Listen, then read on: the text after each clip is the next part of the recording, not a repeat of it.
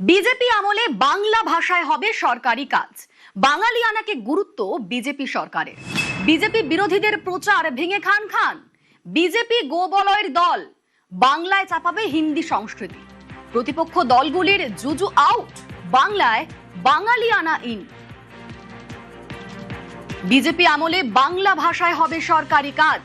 বাংলা ভাষার মর্যাদা এবং গুরুত্ব বাড়াতে চিঠি দিয়েছিলেন অমিত শাহ।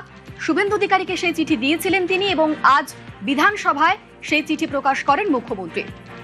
1 সেপ্টেম্বর থেকে বাংলা ভাষায় সরকারি কাজ, বিধানসভায় ঘোষণা মুখ্যমন্ত্রী শুভেন্দু অধিকারীর। কি বললেন তিনি দেখাবো।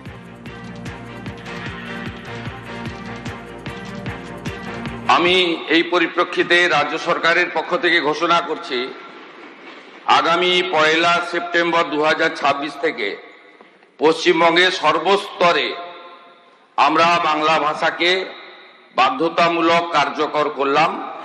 আমাদের সরকারের পক্ষ থেকে এই সময়কালে অনুবাদক বা অন্যান্য যে বিষয় থাকবে সেগুলো করা। ভারত সরকার বা অন্যান্য রাজ্যের ক্ষেত্রে আমরা বাংলা ভাষাতে চিঠিপত্র করব, উত্তর দেব। তার সাথে সাথে ভারত সরকারের সঙ্গে যোগাযোগ সংক্রান্ত বিষয়ে আমরা বাংলা ভাষার সাথে হিন্দি ভাষাতেও উত্তর বা প্রশ্ন চিঠিপত্র আদান প্রদান করব। কিন্তু এই রাজ্যে সামগ্রিকভাবে সমস্ত সরকারি ক্ষেত্রে 1/9/2026 থেকে বাংলা ভাষাকে, আমাদের মাতৃভাষাকে আমরা এখানে কার্যকর করার সিদ্ধান্ত গ্রহণ করে মাননীয় কেন্দ্রীয় স্বরাষ্ট্র সমবায় মন্ত্রীর যে উপদেশ তাকে আমরা গ্রহণ করার সিদ্ধান্ত পশ্চিমবঙ্গ সরকারের পক্ষ থেকে ঘোষণা করলাম। বিজেপি আমলে বাংলা ভাষায় হবে সরকারি কাজ, 1 সেপ্টেম্বর থেকে নির্দেশ কার্যকর। বাঙালিয়ানাকে গুরুত্ব বিজেপি সরকারের। বিজেপি বিরোধীদের প্রচার ভেঙে খান খান। বিজেপি গোবলয়ের দল, বাংলায় চাপাবে হিন্দি সংস্কৃতি। প্রতিপক্ষ দলগুলির জুজু আউট, বাংলায় বাঙালিয়ানা ইন। আমাদের সঙ্গে সরাসরি আবির রয়েছেন প্রতিনিধি। আবির, তৃণমূল যখন ক্ষমতায় ছিল সেই সময় তৃণমূল এবং বিরোধীরা বারবার বিজেপিকে বাংলা বিরোধী তকমা দিয়েছিল, কিন্তু সেই বিজেপি ক্ষমতায় আসার পর একটা গুরুত্বপূর্ণ সিদ্ধান্ত, এরকম গুরুত্বপূর্ণ সিদ্ধান্ত তারা নিয়েছে যা বাঙালি অস্মিতায় শান দেওয়া তৃণমূল জমানায় দেখা যায়নি। বিজেপি সরকারের এই যে সিদ্ধান্ত, তা প্রশাসনিক এবং রাজনৈতিক ক্ষেত্রে কতটা গুরুত্বপূর্ণ? সদ্য শেষ হওয়া বিধানসভা নির্বাচন, সেখানেও তো এই বাঙালিয়ানার প্রসঙ্গের কথা বারবার ধরে উল্লেখিত হয়েছিল এবং এই বাঙালিয়ানা প্রসঙ্গের কথা উল্লেখিত করতে গিয়ে তৃণমূল কংগ্রেসের তরফ থেকে বারবার ধরে বিজেপিকে বাংলা বিরোধী দল হিসেবে তাদেরকে ডেকে দেওয়া হয়। এবং তুমি জানো যে 2024-এর লোকসভা হোক, 2026-এর বিধানসভা হোক, উভয় সময় এই বিষয় নিয়ে লাগাতার তারা প্রচার করেছেন। কিন্তু রাজ্য বিধানসভা নির্বাচনের ফল প্রকাশের পর দেখতে পাওয়া গিয়েছে যে বাঙালিয়ানার কথা তৃণমূল কংগ্রেসের তরফ থেকে তোলা হয়েছিল, সে বাঙালিয়ানার ন্যূনতম বিষয়ও নির্বাচনের ক্ষেত্রে খাটেনি এবং যে কারণেই হচ্ছে রাজ্যের শাসক দল হিসেবে বিজেপি বিপুল সংখ্যাগরিষ্ঠতা নিয়ে তারা ক্ষমতায় এসে জয়লাভ করেছে এবং তৃণমূল কংগ্রেস অনেক দূরে সরে গিয়েছে।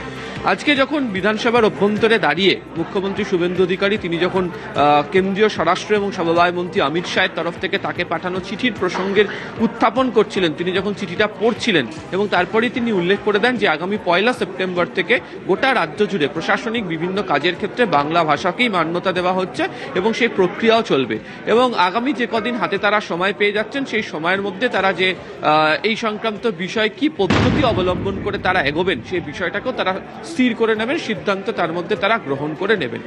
এদিনকে এই যে সিদ্ধান্ত ঘোষণা করার কথা, তাতে প্রশাসনিক দিক থেকে যেমন প্রথমত হচ্ছে, যেহেতু প্রশাসন হচ্ছে সাধারণ মানুষের কিভাবে সাথে সংযোগ রেখে কাজ করতে পারে তার একটা সুবিধার জন্য প্রচুর মানুষের, বিশেষত যারা উপভোক্তা রয়েছেন তাদের এই ধরনের কাজের ক্ষেত্রে অনেকটা সুবিধা হবে যেহেতু এই বাংলা ভাষাতে সমস্ত কাজ বা পদ্ধতি হবে বলে। আর দ্বিতীয়ত হচ্ছে রাজনৈতিক দিক থেকে প্রচার অনেকটা উচ্চতায় নিয়ে যেতে পারলো হচ্ছে বিজেপি। তার কারণ হচ্ছে তারা বারবার ধরে প্রসঙ্গের ক্ষেত্রে উল্লেখ করেছিল যে তাদেরকে গোবলয়ের দল, তাদেরকে বাংলা বিরোধী বলে ডেকে দেওয়া হয়েছিল এবং এদিনকে যখন মুখ্যমন্ত্রী ভেতরে বক্তব্য রাখছিলেন বা সিদ্ধান্তের কথা ঘোষণা করছিলেন তখনও তিনি সেই প্রসঙ্গের অবতারণা করে উল্লেখও করেছেন এটি যে 15 বছর তারা ক্ষমতায় ছিল, তারা বাঙালি সংস্কৃতি, বাঙালি অস্মিতা, নানা বক্তব্যের কথা বিভিন্ন সময় ধরে তুলে ধরেছে, কিন্তু কোথাও গিয়ে সে বাঙালি সংস্কৃতি বা বাঙালি অস্মিতাকে বাস্তবায়িত করতে তারা কোনো ধরনের কাজ করেনি।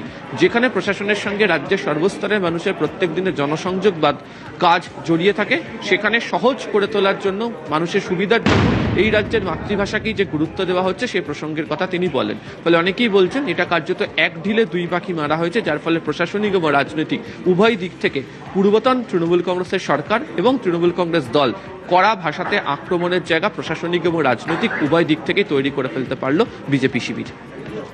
বেশ, ধন্যবাদ আবির। বিজেপি আমলে বাংলা ভাষায় হবে সরকারি কাজ, 1 সেপ্টেম্বর থেকে এই নির্দেশ কার্যকর হবে।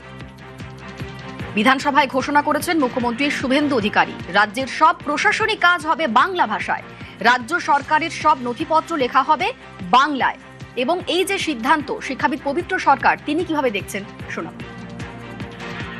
এটা তো ভালো সিদ্ধান্ত। এই সিদ্ধান্ত নেওয়ার আগে সরকারকে অনেকগুলো কাজ করতে হবে, ভাবতে হবে যে কোন বাংলা, সাধু বাংলা না চলিত বাংলা। বেশ, আমি ধরে নিচ্ছি চলিত বাংলা হবে, কিন্তু সব সরকারি কর্মচারী চলিত বাংলা স্বচ্ছন্দ কিনা, যারা বাংলা লিখতে পারেন কিনা, বাংলা ভাষা পরিভাষাগুলো জানেন কিনা, বানান জানেন কিনা, এ সম্বন্ধে আমার মনে হয় একটু প্রশিক্ষণের ব্যবস্থা করলে ভালো হয়। আর একটা কথা আমি এখানে জুড়ছি, এখানে বাংলা সরকারি স্কুলগুলোতে বা বেসরকারি স্কুলগুলোতে বাংলা পড়ানোর একটা ব্যবস্থা, ইংরেজি মাধ্যম স্কুলগুলোতেও বাংলা পড়ানোর একটা ব্যবস্থা যদি সরকার সিদ্ধান্ত নেন, আমার মনে হয় সেটা ভালো হবে। তাহলে বাংলা ভাষার প্রতি একটু ভালোবাসা জন্মাবে।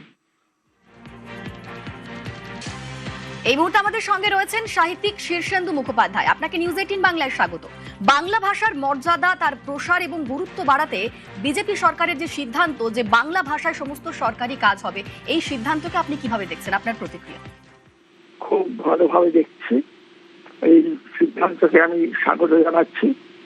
বাংলা ভাষার মর্যাদা এতে রক্ষিত হবে এবং আরো একটু উঠে উঠবে। বাংলা ভাষাতেই কাজকর্ম হওয়া উচিত। তবে এই সঙ্গে একটা কথা বলি, সেটা হচ্ছে যে আমাদের বাংলায় অনেক অবাঙালি বসবাস করেন, কাজকর্ম করেন, তাদের সাথে হয়তো একটু অসুবিধা হবে। তো সেক্ষেত্রে বাংলা ভাষার সাথে যদি একটা ইংরেজি ভার্সন ভালো হয়, এটা সরকার ভেবে দেখতে পারেন। কিন্তু এটা দরকার ছিল অনেকদিন আগেই। এটা যে হয়েছে এতে আমি খুব খুশি, আমি স্বাগত জানাচ্ছি। বেশ, অনেক ধন্যবাদ আপনাকে। আমরা কথা বলেছিলাম সাহিত্যিক বিনোদ ঘোষালের সঙ্গে, তিনি কিভাবে দেখছেন এই সিদ্ধান্তকে দেখুন।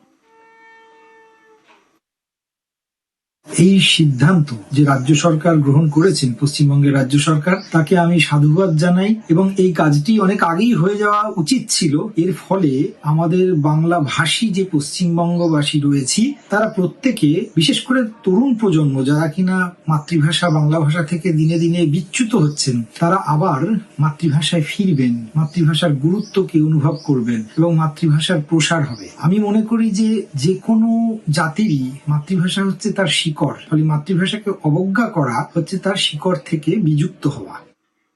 সাহিত্যিক দেবারতী মুখার্জি কি বললেন শোনাবো।